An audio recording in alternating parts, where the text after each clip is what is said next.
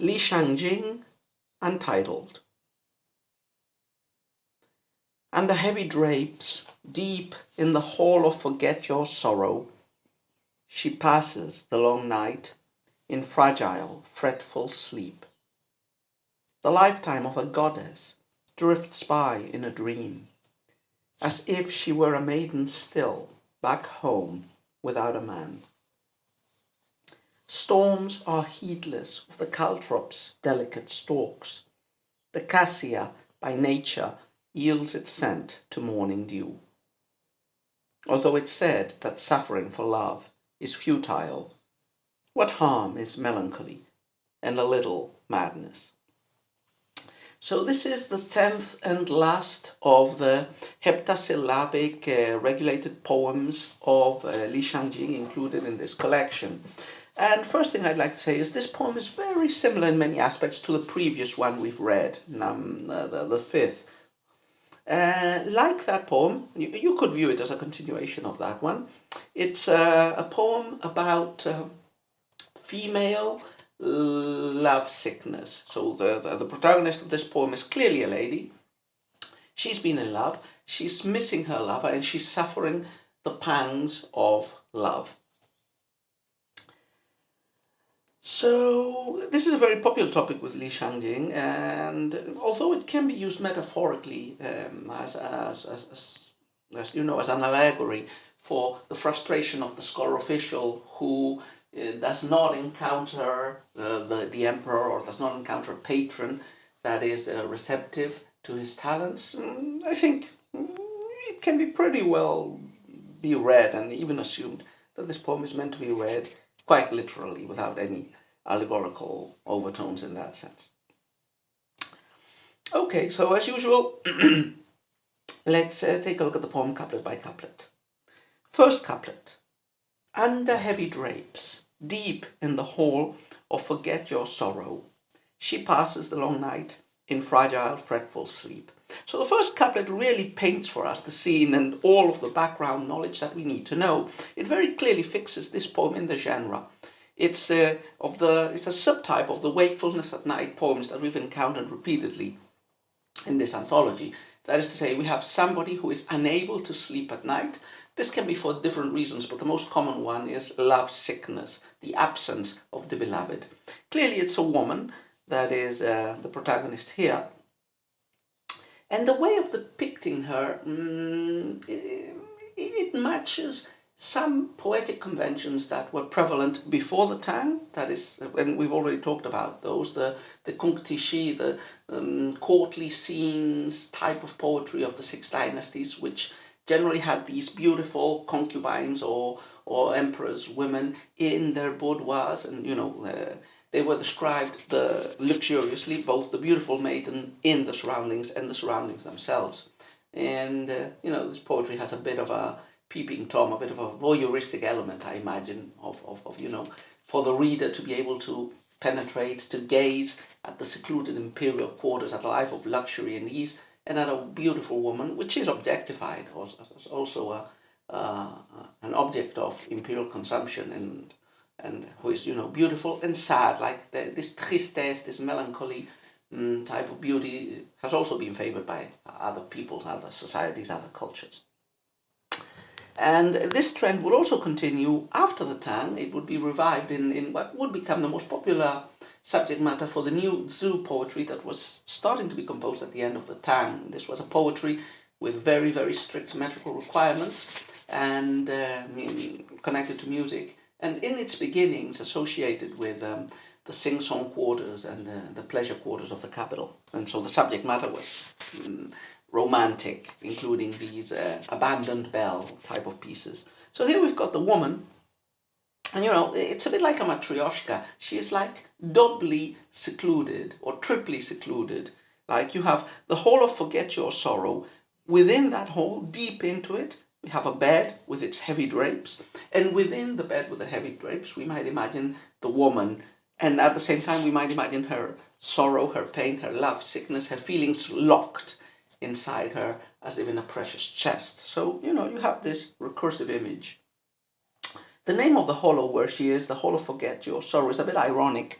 And it contrasts with the rest of the poem, which is basically about the opposite, about a woman unable to forget her sorrow. The name, literally in Chinese, I think, is Mo Chou, and it refers to several legends of beautiful women in the past, including one in a ballad poem that was also in contrast with her name, and quite unhappy about her married status. So probably there is a clear connection with that joyful ballad. Okay, let's go on to the second couplet. So the first one sets the scene. There's this woman in the secluded quarters, and she's sad and melancholy, and she's unable to sleep. Yeah, she's wakeful at night. Second couplet. The lifetime of a goddess drifts by in a dream, as if she were a maiden still, back home without a man. So this is the most difficult couplet of the whole poem to interpret. So from having looked at a couple of translations, I imagine the main gist of this couplet is the idea that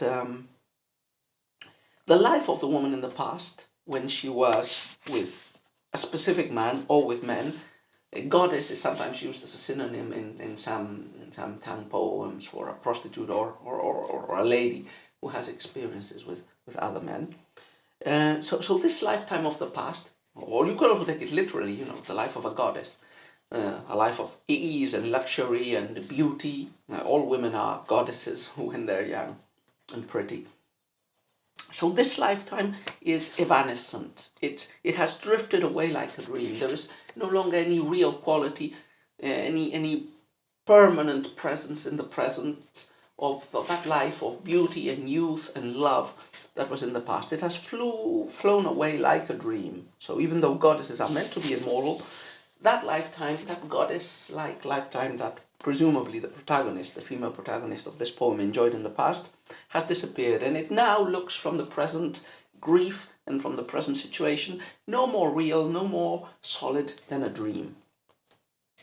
And as if she were a maiden still back home without a man. So she can imagine herself, she's manless now, the man she loves is away from her, so she can imagine herself as if all the relationship that she enjoyed with this absent lover had not taken place. So she is like she was when she was young, when she was a young maiden, and still hadn't had any love affair, any liaison. So her present pushes us towards her past, but in a contradictory way, like going back to the past, to the manless past of her youth, and remembering the past in which she enjoyed amorous diligences and happiness as just a fleeting dream. Third couplet. And the third couplet appears in this translation, in the version of Michael Farman, with cursive script. So I imagine it's meant to be read as a sort of quotation. Maybe the translator believes that Li Shangyin here is quoting from another poem, or just the tone of this couplet feels like a literary quotation. And that makes sense, because it's a couplet that presents us natural imagery that is meant to be read allegorically as rhyming, echoing, resonating with the feelings of dejectment and loss of youth and beauty and loss of her paramour that this poem is showing us. Storms are heedless of the caltrop's delicate stalks. The cassia, by nature, yields its scent to morning dew. So both are images of nature, and both are images of loss in nature. How the beauty of spring, how the lovely scent disappears and dissipates. So when early spring comes, the willows emit these beautiful catkins or caltrops. But of course the winds blow, there might be windy days in spring, and those caltrops are torn and thrown into the ground. So it's very clearly a message of the loss of beauty, the loss of youth, the loss of love. And nature or destiny is indifferent to the young woman, like the wind is indifferent to the caltrops. And the same image is, the same idea with different natural imagery is in the second line. So cassia, which is the tree from which cinnamon is extracted, or one of the trees, and its scent, beautiful, the lovely scent, the smell of the cassia tree gets diluted by morning dew, just as the beauty and the happiness of this of a woman, gets diluted by the passage of time. This is a Chinese version, if you wish, of the carpe diem. And it's connected with the goddess imagery of the previous couplet, like beauty, love, youth, they are unstable and they pass away. And this is, again, a very Chinese technique that we've encountered in previous poems. It's this idea that nature resonates with humankind, the macrocosm is connected with the microcosm, and that there is, or there should be, a relationship. And sometimes there is a conflict between how things should be, how nature is pushing things to be, and how the human realm, whether either continues and matches nature or does not. Finally, the last couplet. Although it's said that suffering for love is futile, what harm is melancholy and a little madness? So the poem ends paradoxically. So up to now we've gotten the description of this abandoned woman in her quarters, as if it were from a voyeuristic camera, from an outside view. But the last couplet seems to speak in the voice of the woman. So she seems to be telling us something. She addresses us directly, and she addresses her feelings and her current condition with a quite paradoxical statement in which, we would expect her to lament having loved or this man, or continuing to think about him, and therefore masochistically suffering the pain of separation.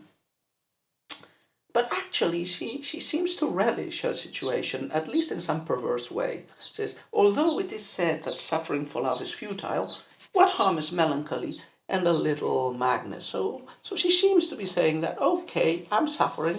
This love relationship of mine has generated pain in the present. But still, she does not want to forget. Yeah? So she cannot help being lovesick, even if she knows the utter futility of it.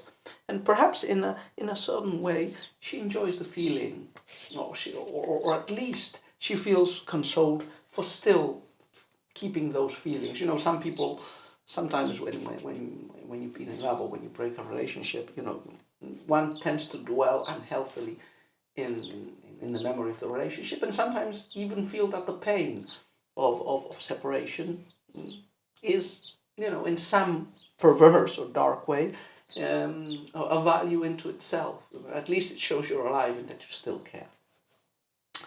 So, okay, a typical poem in the repertoire of the ones we've encountered lately of Shangyin, so love poem, in a female focus, and because a lot of the ones we've encountered were man-centered.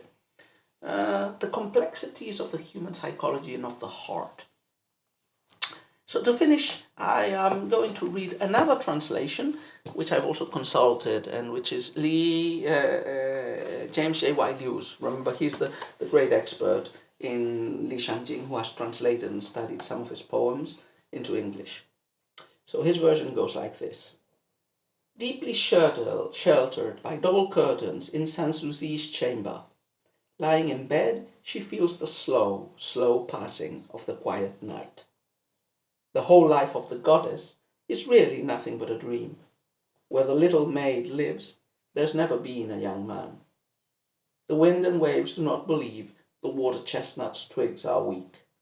Under the moonlight, the moonlit dews, who could make the cassia leaves smell sweet? You may say that it is completely futile to be lovesick, but perhaps melancholic, clear madness will not do any harm.